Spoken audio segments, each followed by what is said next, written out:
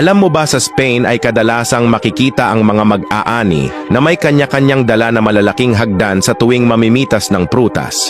Ngunit ano nga bang prutas ang kinakailangan ng ganito katataas na hagdan? Well, ito ay ang mga orange fruit. Dahil may ilang lugar na tumataas ng sobra ang mga orange tree, ay kakailanganin nilang gumamit ng mga hagdan, lalo na at hindi nila basta maaabot ang bunga. At dahil hindi naman ganun katibay ang mga puno nito, ay kinakailangan din nilang maging maingat sa pag-akyat upang hindi mabali ang sanga at hindi maglaglagan ang mga bunga nito. Kaya kapag nakapag-harvest na ng sapat, ay maingat din itong ilalagay sa mga crates para hindi malamog bago isakay sa truck at ibiyahe.